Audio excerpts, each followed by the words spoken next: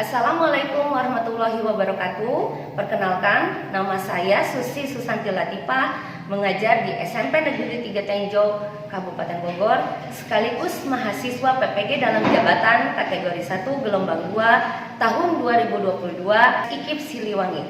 Pada hari ini, Senin, tanggal 12 Juni tahun 2023, saya akan mempraktikkan pembelajaran sebagai persyaratan uji kinerja PPG dalam jabatan dengan materi menganalisis struktur dan kaidah kebahasaan teks laporan percobaan pada siswa kelas 9 di SMP Negeri 3 Tenjo, Kabupaten Bogor.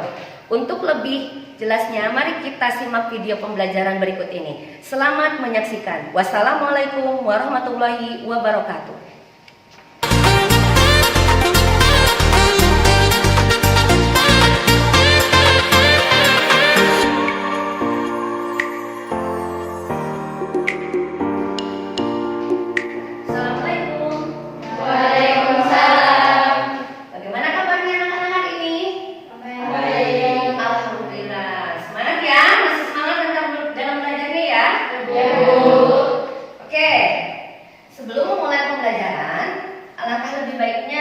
Berdoa terlebih dahulu. Silakan dipimpin oleh ketua kelasnya, Ramadhani.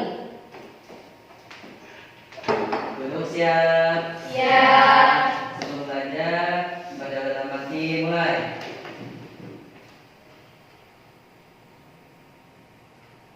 Berdoa selesai.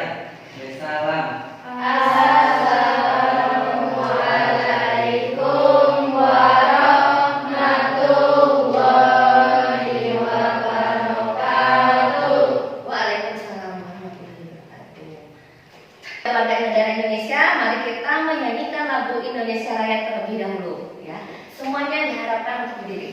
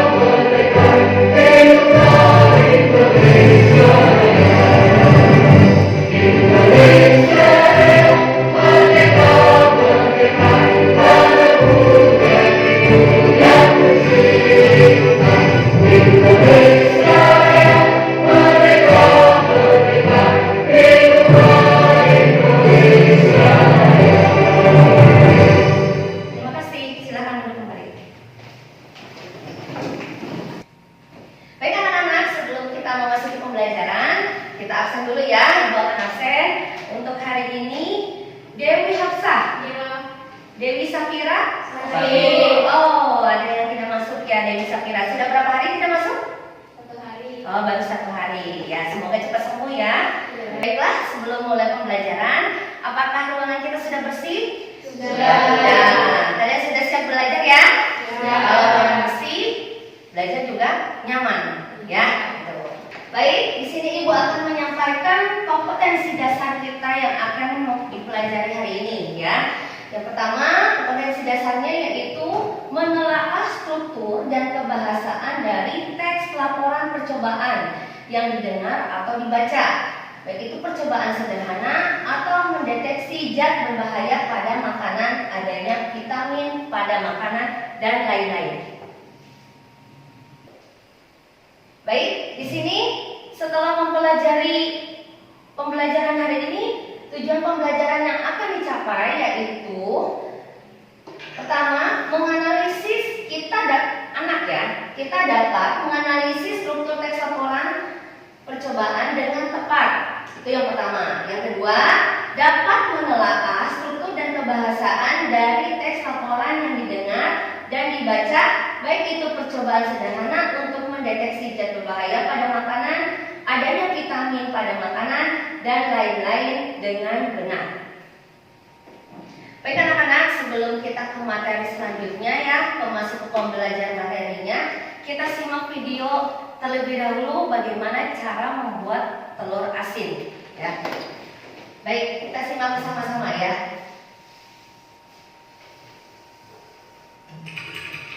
Amati, perhatikan video yang di depan.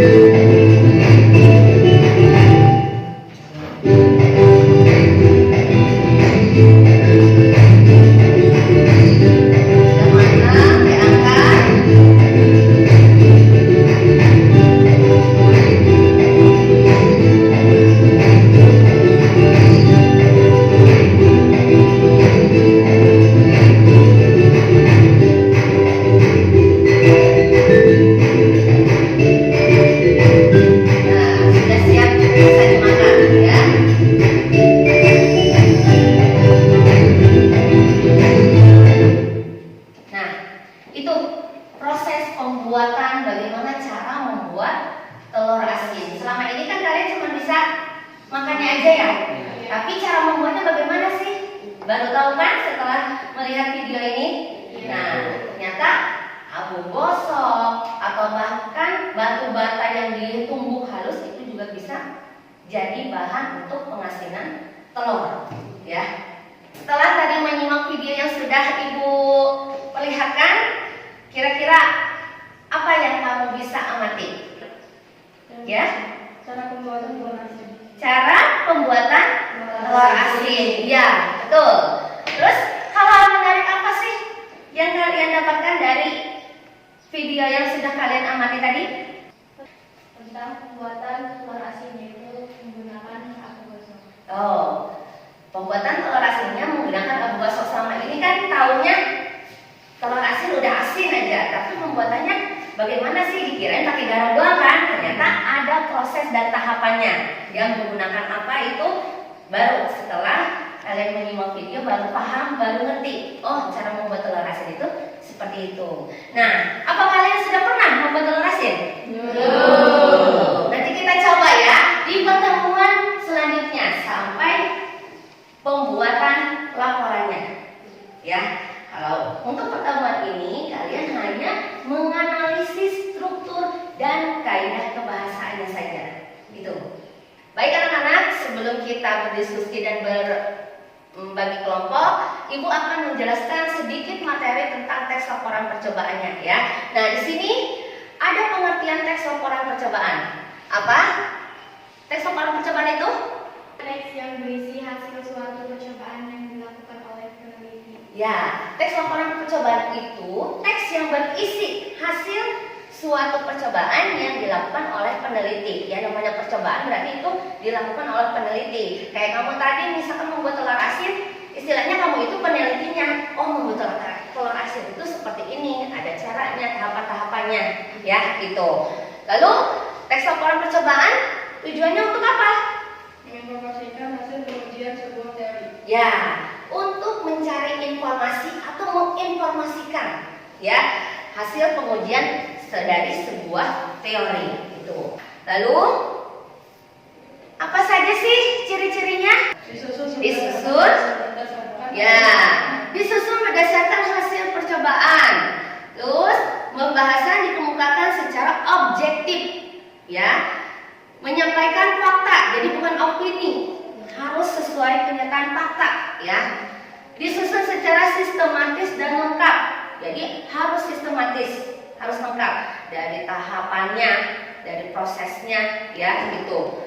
Menggunakan bahasa baku dan ilmiah. Nah, membuat laporan itu menggunakan bahasa baku, bahasa ilmiah.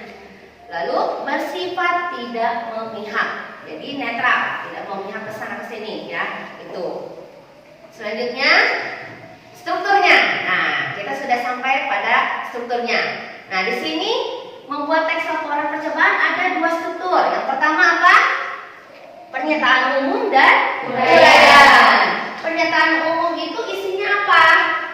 Memaparkan atau mengklasifikasi secara umum mengenai objek percobaan. Ya. Kalau uraian isinya aspek-aspek laporan yang disusun berdasarkan klasifikasi tertentu. Itu, ya. Nah, ini pembagiannya. Pernyataan umum ada apa saja? Tujuan, pengertian, landasan teori, latar belakang. Itu. Kalau uraian apa saja? Alasan langkah, hasil percobaan, dan kesimpulan. Itu ya perbedaannya. Jadi next. Nah, ini kaidah kebahasanya. Menggunakan sinonim dan antonim. Masih ingat sinonim dan antonim? Masih ya. Sinonim itu persamaan kata, antonim itu lawan kata. Ya, itu makna ya, lawan maknanya ya. Jadi di dalam kalimatnya, kata-katanya itu menggunakan kata sinonim dan antonim, kaidah pembahasaannya. Lalu menggunakan kata bilangan. Tadi di video ada kata bilangannya tidak? Masukkan atau campurkan 2 sendok garam misalkan. 2 itu kata bilangan tidak? Bukan? 2 kata bilangan bukan? Iya, kata bilangan ya. Terus tadi apa? Diamkan 14 hari kan? Iya. 14 hari kata bilangan bukan? Nah, jadi ada kata bilangan. Lalu menggunakan kalimat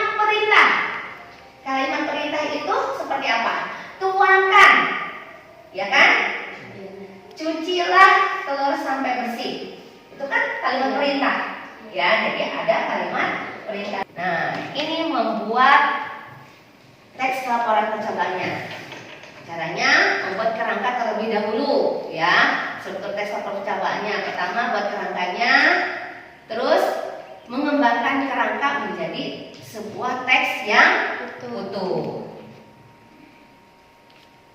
Nah, ini contoh teks laporannya ya. Kalau tadi kan ibu suruh menyimak cara membuat telur asin ya, jadi kamu secara visual juga kamu melihat ya caranya bagaimana. Nah kalau ini ibu beri contoh membuat slime tanpa boraks. Boraks itu apa tahu? Pengawet. Jadi slime-nya sehat ya, tanpa boraks. Apa saja di situ?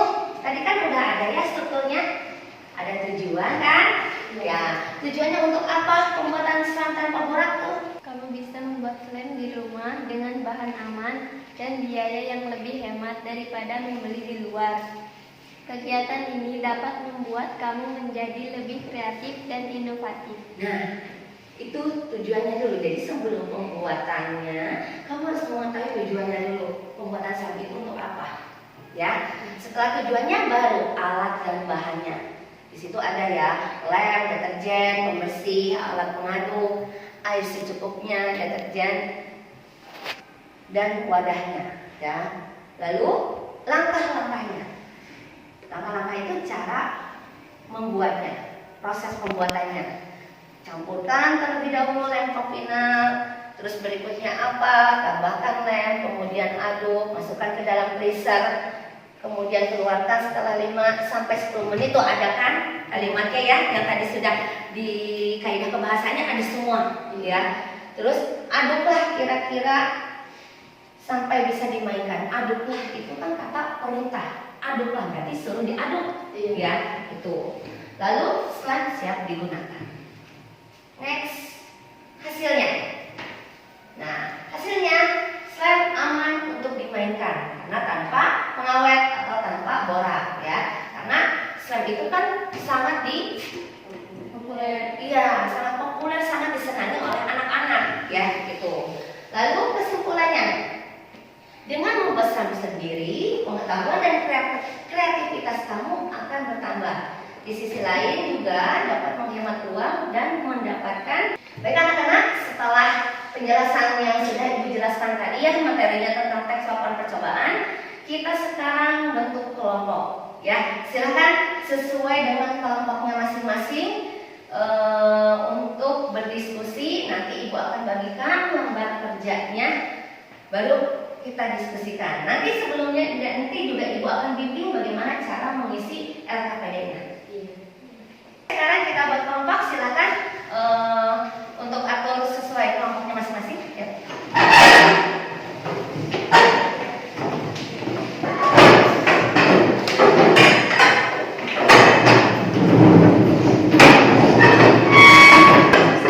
Di kelompok 1, lembar kerjanya ya.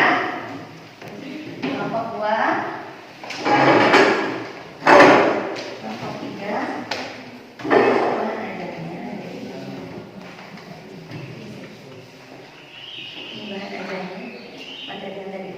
Dah semua ya dapat LKPD-nya.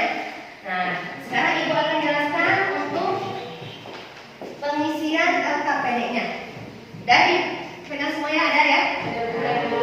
Nah, sekarang kegiatan belajar yang 1. Ada kegiatan belajar 1 di LKPD.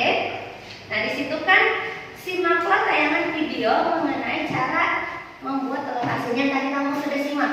Udah kan ya?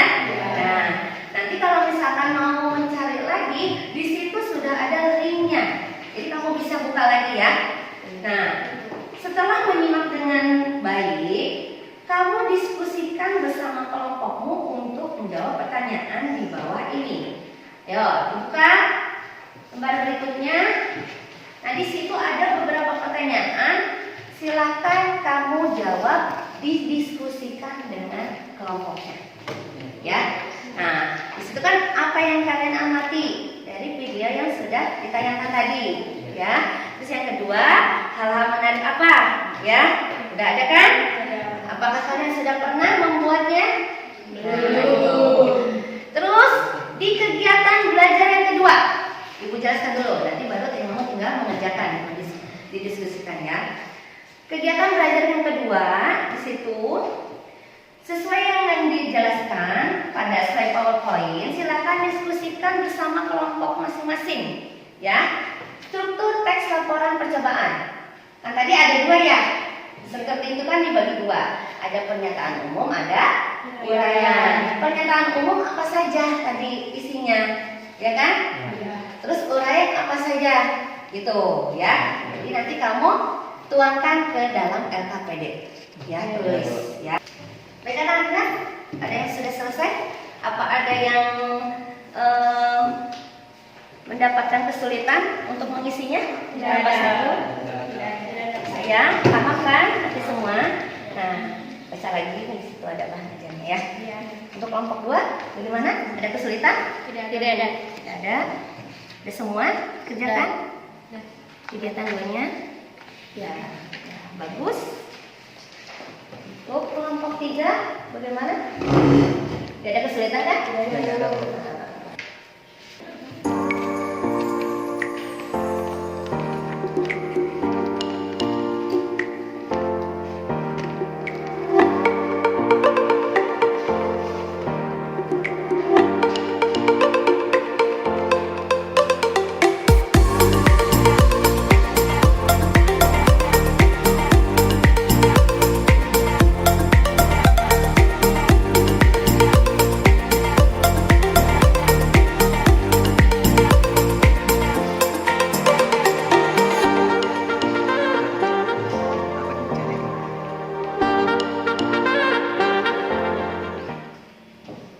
Oke, semuanya udah selesai kan? Sudah. Kalau sudah selesai, kita presentasikan satu-satu ke depan ya. Untuk yang maju ke depan, apa sesuai kelompoknya masing-masing ya? Ya. Oke, baik. Kelompok 1 dulu untuk mempresentasikan hasilnya ke depan. Silakan untuk kelompoknya Dewi. Ya, siapa yang akan membacakan ya? Silakan. Sip. Wabarakatuh. Waalaikumsalam warahmatullahi wabarakatuh. Perkenalkan, saya Purnama. Saya Dewi Hafsah. Saya Rafa. Kami dari kelompok 1 ingin mempresentasikan hasil diskusi kami. Nah, dibaca yang tadi kalian diskusikan hasilnya. Kita dapat menganalisis struktur dan kebahasaan teks laporan percobaan. Ya, terus Kita dapat mengetahui cara-cara membuat telur asin. lalu bagus. Pernyataan umum ada tujuan, pengertian, landasan teori. Ada yang menanggapi penampilan dari kelompok 1? Bagaimana dari hasil diskusinya kelompok 1? Ya, silakan kelompok 3 menanggapi. Ayo, bagaimana untuk kelompok 3 tanggapannya terhadap kelompok 1? Bagus dan sangat tepat jawabannya. Ya, beri tepuk tangan untuk kelompok 1. Nah, untuk kelompok selanjutnya ya, kelompok 2 terlebih dahulu. Ya, silakan.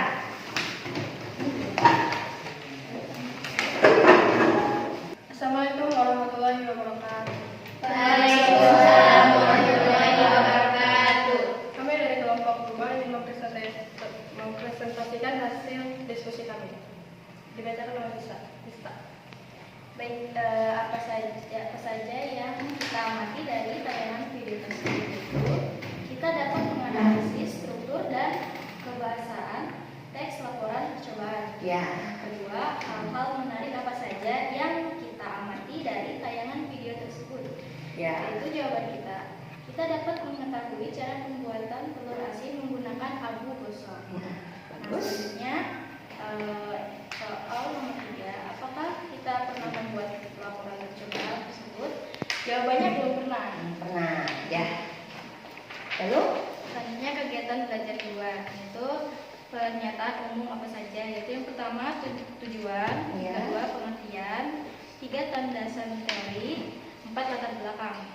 Selanjutnya uraian, itu yang kelima ada alat dan bahan, yang keenam langkah-langkah, ketujuh hasil percobaan, kedelapan kesimpulan. Ya. Selanjutnya kaidah kebahasaan teks laporan percobaan terdiri dari yaitu menggunakan sinonim dan antonim, Ya. menggunakan kata bilangan, Ya. menggunakan kalimat perintah, selanjutnya menggunakan kata hubung.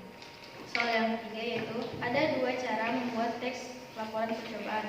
Jawaban kami yaitu membuat kerangka berdasarkan struktur teks laporan percobaan. Pengembangan kerangka menjadi sebuah teks yang utuh. Itu Ya. saja jawaban dari kami. Baik, terima kasih jawabannya ya. Hasil dari diskusi dari kelompok 2. Untuk menanggapi, silakan kelompok 1 menanggapi hasil diskusi dari kelompok 2. Ayo silakan untuk kelompok 1, bagaimana tanggapannya? Hasil dari kelompok 2 hasilnya sangat bagus dan hampir sama seperti hasil kelompok kami. Oh, begitu ya. Ya, terima kasih atas tanggapannya ya untuk kelompok 1. Baik, kita beri tepuk tangan untuk kelompok 2. Baik, terima kasih atas tanggapannya. Ya, dari kami kelompok 2. Wassalamualaikum warahmatullahi wabarakatuh. Waalaikumsalam warahmatullahi wabarakatuh. Silakan kembali. Baik anak-anak, semuanya sudah tampil ke depan mempresentasikan hasil diskusinya. Nah, sekarang Ibu akan mengapresiasi hasil dari presentasi kalian. Semuanya bagus, semuanya tepat dan sangat berani untuk maju ke depan. Beri tepuk tangan untuk semuanya.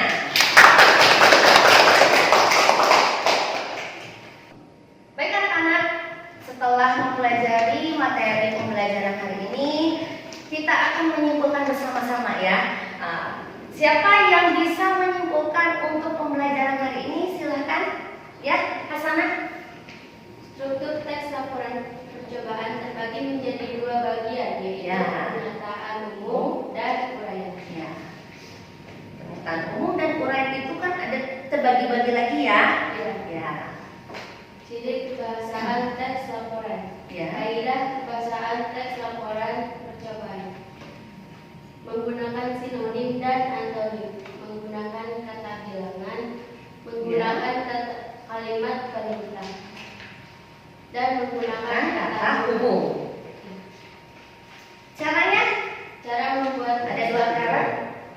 membuat kerangka berdasarkan struktur teks laporan percobaan. Ya, awalnya membuat kerangka terlebih dahulu. Ya. Setelah membuat kerangka baru Mengembangkan kerangka menjadi sebuah teks yang utuh. ya, setelah membuat kerangka lalu mengembangkan kerangkanya menjadi teks yang utuh. Nah, itulah kesimpulan untuk pembelajaran hari ini. Terima kasih Hasanah.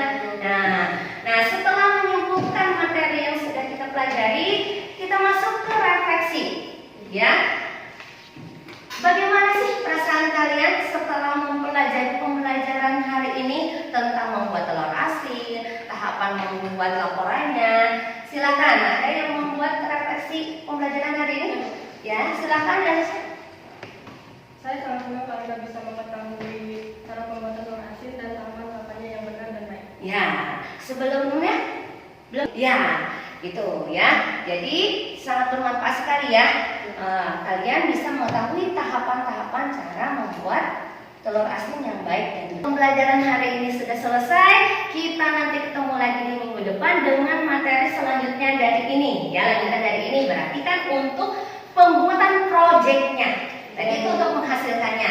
Jadi kalian untuk percobaannya lalu membuat laporannya. Paham? Paham.